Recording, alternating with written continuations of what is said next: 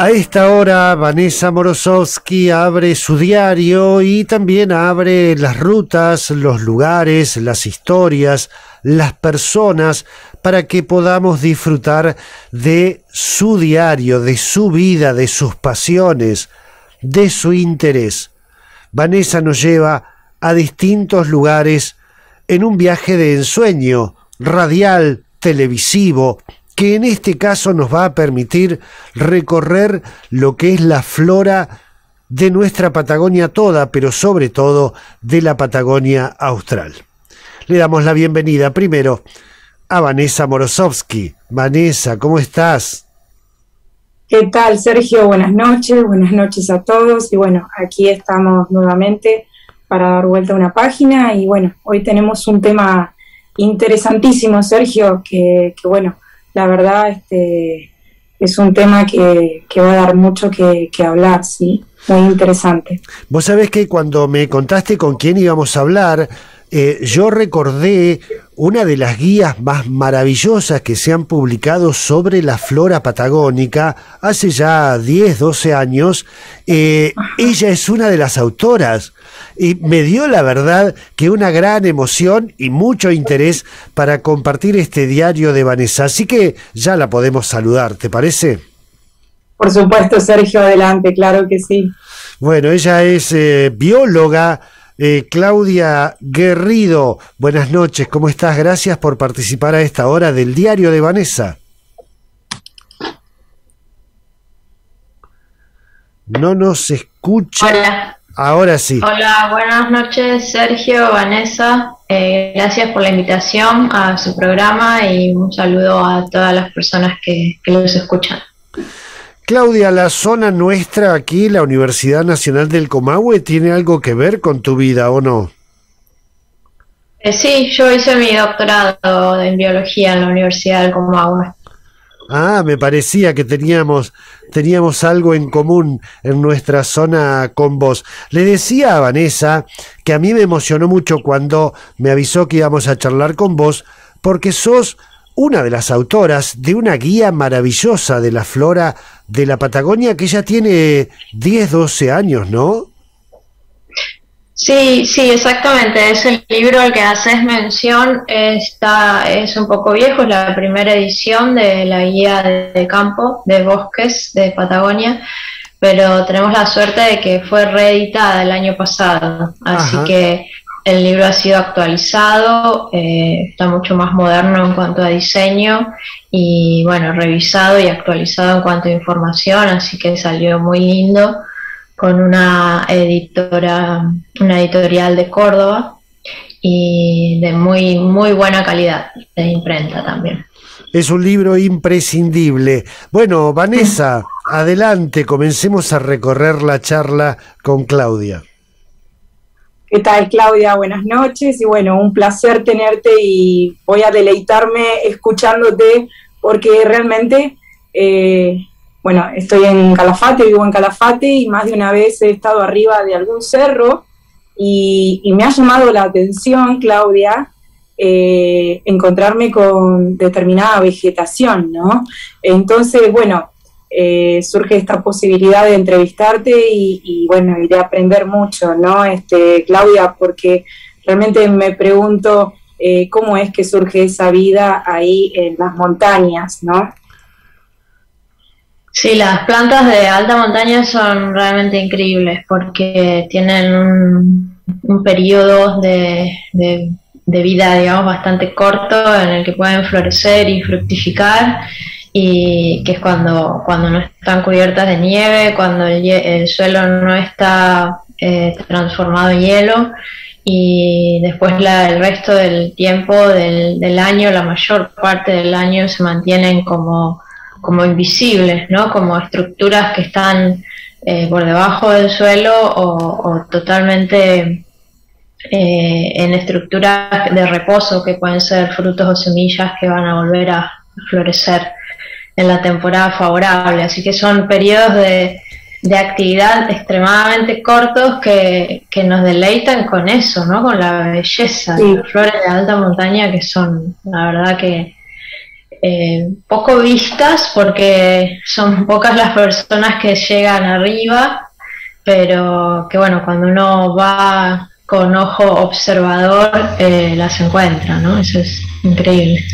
Vos sabés que yo me siento, cuando estoy arriba de una montaña, me siento el Principito y empezás a apreciar, ¿no?, esas maravillas, porque también la montaña y el entorno allí en Calafate genera una conexión muy fuerte, y de repente vas explorando, ¿no?, y te encontrás con una flor, y bueno, y te cambia todo, y te genera, no sé cómo decirte, algo, una sensación tan interesante, ¿no?, de que a determinados metros te encontrás con vida, ¿no?, en un terreno en donde consideramos que es estepa, ¿no, Claudia?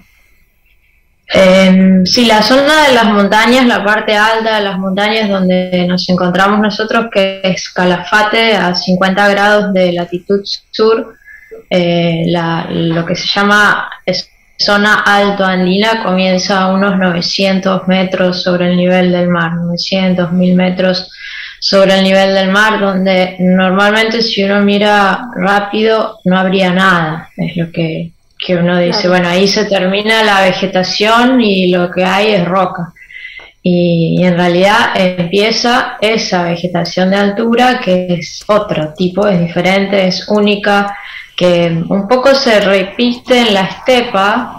Se pueden dar esos casos de que hay plantas que son de altura y de estepa, de zonas áridas, porque comparten muchas características de su hábitat. Y después, bueno, tenemos la zona del bosque, que es diferente, con características ambientales distintas. Sí, correcto. Vos sabés que a mí me llamó mucho la atención en alguna caminata de trekking en Chaltén, encontrarme con un bosque que por momentos parecería un bosque muerto, ¿no? O sea, y me preguntaba por qué esos troncos de esos árboles continuaban en el lugar y no se sacaban, ¿no? Hasta que me llegaron a explicar que, bueno, que eso hace que se vuelva a generar todo un proceso nuevamente, ¿no?, de vida. ¿Es así, Claudia?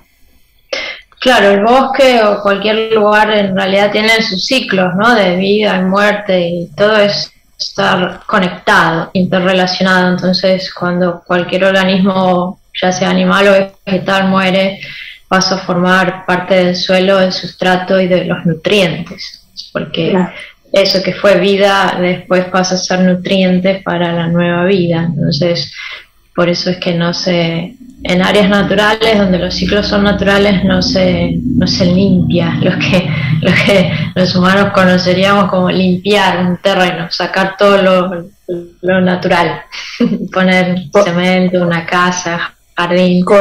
Correcto, sí. Y Claudia, te hago una pregunta. ¿Cómo impacta este fenómeno que conocemos, ¿no?, allí en nuestra zona, como la ruptura del glaciar Perito Moreno, ¿no?, el famoso endicamiento? ¿Cómo afecta cuando se provoca la ruptura al bosque? ¿Sí? ¿Podemos decir que estamos empezando a perder lo que es parte del bosque patagónico? Bueno, ese fue el tema de mi tesis de doctorado. Yo lo que hice fue reconstruir la historia de esos endicamientos provocados por el glaciar Perito Moreno, utilizando una técnica que lo que hace es leer los anillos de crecimiento de los árboles. Entonces, como objeto de estudio trabajamos con esos troncos muertos de árboles muertos en pie que hay sobre la costa del brazo Rico y el brazo sur en el lago argentino, y que fueron muertos por inundaciones, reiteradas inundaciones que provoca el glaciar Perito Moreno cuando genera este proceso tan espectacular que son las rupturas del glaciar. Y bueno, lo que pudimos hacer fue utilizando estos datos de los árboles, que es como una historia escrita en los árboles, y cotejando con la historia escrita en libros, ¿no?, en libros antiguos, La zona del glaciar Perito Moreno es un lugar que ha sido muy visitado por exploradores, por viajeros, entonces encontramos mucha información escrita, mucha fotografía antigua que pudimos comparar, hacer comparaciones con fotografías actuales. Y bueno, en eso se basó mi trabajo de doctorado, en el que pude recopilar toda esa información y cotejarla desde lo escrito y desde lo que nos mostraban los árboles. Y así se armó toda la secuencia de endicamientos, desde el primero hasta los últimos, que todavía es un evento que sucede, el de ruptura. Y bueno, en las últimas rupturas no se ha llegado a la cota máxima de inundación, que son las marcas que se ven en el terreno. Cuando el agua, la diferencia de nivel del agua, porque se forma un dique natural, ¿no? Un embalse natural, cuando llegaba a 20 metros, no ha vuelto a suceder. Las últimas han sido en máximo de 10 metros de diferencia. Y esos árboles ya murieron en los primeros endicamientos, pero después hubo recolonización. Es decir, que en los intervalos en que el glaciar está tranquilo, digamos, que no produce endicamiento, el bosque vuelve a nacer, vuelve a crecer desde semilla y aparecen nuevos arbolitos. Esos árboles también los analizamos, les contamos los anillos, vimos cuántos años tenían, si coincidían entre los endicamientos, y bueno, sí, todo eso está documentado. Y después vuelve a haber otra inundación, se vuelven a morir los arbolitos. Bueno, son los ciclos de la vida, ¿no? Cuando hay eventos cíclicos, en este caso nosotros como humanos lo podemos ver como algo recurrente, algo cíclico, pero en realidad nos lleva más de un siglo y un poquito más, porque es algo que se inició a principios del siglo XX. Interesante. Y en cuanto a la flora, es decir, ¿qué podemos decir? ¿Tenemos alguna especie invasora en el terreno que predomina más? ¿En ese sector de inundación? Sí. Bueno, justamente es un lugar impactado naturalmente, ¿no? Entonces, cuando el agua se retira, se lava todo ese suelo. Y ahí sí aparecen especies que se llaman oportunistas, porque hay un terreno disponible. Entonces, en general, esas especies oportunistas suelen ser no nativas y de acuerdo a la agresividad que tengan en su sistema de colonización, pueden llegar a ser invasoras o no. A veces son simplemente exóticas, que no pertenecen al lugar, claro, pero que aprovechan cuando hay un incendio, cuando hay una inundación, cuando hay un deslizamiento de terreno, cuando se abre un camino. Todos esos impactos naturales o antrópicos son ideales para el asentamiento de plantas no nativas. En este caso, en la costa podemos ver cardos, margaritas, rosa mosqueta, achicoria, esas son todas las exóticas, cerastio, las más comunes, digamos. Le recuerdo a la audiencia que estamos en el Calafate con, bueno, un panorama bellísimo, con estas dos mujeres, Vanessa Morosowski y la doctora en biología Claudia Aguerrido. Claudia, más allá de lo que es esa zona de Calafate, del glaciar, uno cree que en toda la Patagonia ha sido un escenario de introducción de especies en la fauna y también en la flora, ¿verdad? Sí. Si bien contamos con grandes áreas naturales protegidas, como son los parques nacionales o áreas silvestres protegidas de la provincia, toda la Patagonia ha sido impactada por actividades humanas históricas. El hecho de introducir ganado para la ganadería extensiva ha traído consigo muchas especies de plantas que ya venían directamente en la lana de las ovejas, las primeras ovejas que se introdujeron a la Patagonia. Y luego, bueno, el suplemento que se traía también, fardos de pastos, o las personas también traían conscientemente plantas que ellos conocían, ¿no? De origen europeo. Y en ese caso hay algunas plantas que no son autóctonas, pero que además complican la existencia de las autóctonas, ¿no? Uno piensa, por ejemplo, en algunas especies de pino que están poblando nuestros cerros, nuestras montañas, y uno no sabe si son autóctonas o no. Bueno, si son pinos es fácil. Cualquier pino es no autóctono.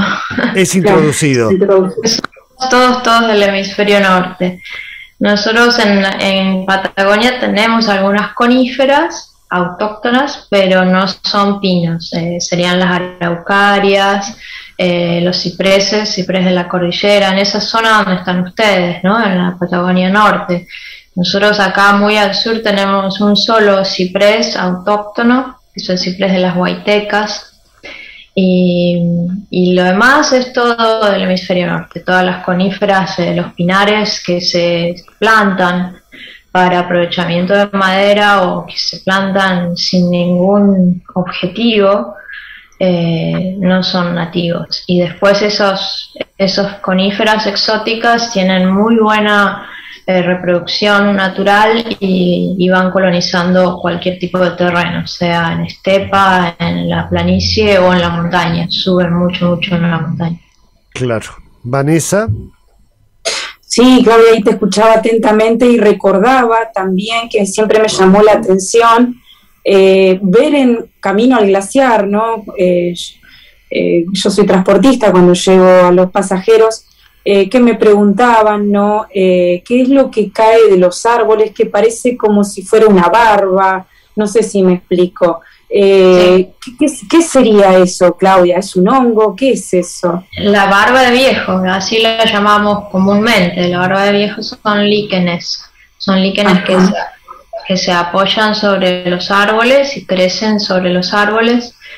Los líquenes no son plantas, son un poco hongos, pero es un organismo en sí mismo. Está formado por hongos y algas que viven en simbiosis y conforman un organismo diferente que se llama líquen. Hay muchísimos líquenes en el mundo y son especies colonizadoras de ambientes totalmente vacíos, ¿no? Cuando, por ejemplo, se retira un glaciar y queda la roca totalmente virgen, ahí primero van a aparecer líquenes y después cualquier otro tipo de organismos. En la Antártida viven líquenes, en la alta montaña, en los lugares más inhóspitos del mundo hay líquenes, y en lugares más benévolos como un bosque también.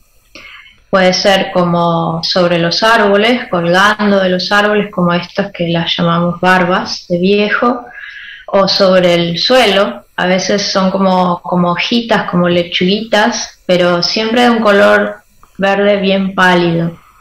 Y también aparecen sobre las rocas, una roca cualquiera. Si uno se acerca y observa en detenimiento va a encontrar líquenes. Una roca nunca está desnuda, siempre está cubierta de líquenes. Pueden ser de color verde, de color negro, de color naranja, amarillo, como pequeños puntitos como incrustados en la misma roca. Son todos distintos tipos de líquenes. Es un grupo, no son plantas, no son hongos, son líquenes. Es un grupo particular, muy interesante. Sí, es como vos decís también. He encontrado en los cerros que en las rocas, es verdad, está cubierta en gran parte con los líquenes que vos estás mencionando. ¿Y a partir de qué altura podemos decir que la vegetación? Yo creía que hasta una determinada altura nos íbamos a encontrar con vegetación. Y luego, a medida que, desconozco mucho el tema, pero de los 1000 metros me daba la sensación que ya no iba a encontrarme con vegetación. O sea, ¿cómo sería eso, Claudia? ¿A partir de qué altura ya no tenemos vegetación en la alta montaña? Yo no he tenido oportunidad de estar demasiado alto porque no soy escaladora, ¿no? Subo a las montañas pero caminando y no voy más allá en el ámbito de los escaladores. Así que sinceramente no te podría decir cuál es el límite hacia arriba de las plantas. Y hay muy poca información sobre esos datos por especie, ¿no? Claro. En general se tiene una información de distribución a lo largo de la cordillera de los Andes, son plantas las de montaña, ¿no? Las de altura, más o menos en qué provincias están, si están en Argentina y Chile, y se da un rango altitudinal pero bastante amplio, porque si hablamos de 100 metros es una gran diferencia en altitud. Entonces, sí. Yo creo que de ese tipo de información no está del todo claro, porque habría que hacer un muestreo tan intenso y que requiere obviamente de que te acompañe gente de montaña, porque no puedes llegar solo como botánico, como biólogo a esos sitios. Entonces, para mí son preguntas sin responder, que serían interesantes, ¿no? Sí, claro, sí. Yo te preguntaba porque cuando estuve en el Cerro Buenos Aires me llamó justamente eso la atención, ¿no? Que hasta determinada altura me daba la sensación de que no había vegetación, ¿no? Después de pasar un bosque y demás, pero bueno, sí es interesante realmente. Muy sí, depende de qué momento hayas estado, porque la vegetación de altura es visible cuando está en floración. Claro. O sea que en diciembre, enero, febrero podemos llegar a ver esas plantas de altoandinas, porque en general son muy pequeñas, están achaparradas en el suelo, escondidas entre las rocas muchas veces. Sí. Pisamos, se movió una roca y las vemos, o sea que hay que ir como con el ojo enfocado en eso para verlas, ¿no? Y yo creo que en la cima de Buenos Aires, no sé a qué altura estará llegando el cerro, pero es una montaña con flora altoandina, creo que hasta arriba del todo. Yo me refiero a montañas más altas. Acá en esta latitud tenemos, qué sé yo, el Cerro Fitzroy, los macizos montañosos verticales, donde también por las grietas van subiendo las plantas. Entonces ahí sí no sé hasta qué altura. Hay escaladores que me han dicho que han visto plantas en las grietas, pero ellos están enfocados en su escalada. O sea, imagínate que no se van a detener a tomar una fotografía o a juntar un espécimen, entonces, pero que los ven, y eso es súper interesante, ¿no? De saber hasta dónde, en una roca vertical. ¿Y cómo llegan, no? ¿Cómo llega, no sé, pienso una semilla, cómo llega hasta ahí? Por aire, sí. Sí. O pajaritos, porque siempre hay aves también a gran altura. Claro. Sí. Interesantísimo. Realmente es apasionante tu mundo, Claudia Guerrido, y uno entiende por qué esta pasión tuya también de estudiar nuestra flora. Una pregunta me queda a mí, después ya le vamos a dar a Vanessa para que cierre, pero nuestros pueblos originarios han incorporado mucha información a nuestra cultura, entre otras la posibilidad de que algunas de nuestras especies en la Patagonia tienen características curativas o son beneficiosas para la salud. ¿Cómo se abordan desde la biología esas especies? Sí, el conocimiento del uso de las plantas es una disciplina en sí misma, y sobre todo cuando los biólogos tienen la posibilidad de trabajar con pueblos originarios, estaríamos hablando de la etnobotánica, ¿no? Donde hay una interacción con personas que tienen ese conocimiento y un biólogo, por ejemplo, un botánico que sabe otra parte sobre las plantas. Entonces, esas son interacciones muy, muy ricas. Yo no he tenido la oportunidad de trabajar en ese ámbito, me interesaría, pero no ha sido mi rango de trabajo hasta el momento. Y sí, sobre todo en la Patagonia Norte es donde más información hay debido a la gente que aún habita esos lugares, ¿no? Claro. Pueblos originarios. Y también especies que se dan en toda nuestra cordillera patagónica, donde sus frutos son alimento, son materia prima para dulces, para mermeladas, Sí. bueno, que le dan allí en la zona de ustedes, ¿no? Le dan hasta nombre a los lugares. Como el calafate. Por ejemplo. Sí, sí, sí. Sí, el calafate ya tiene un uso económico que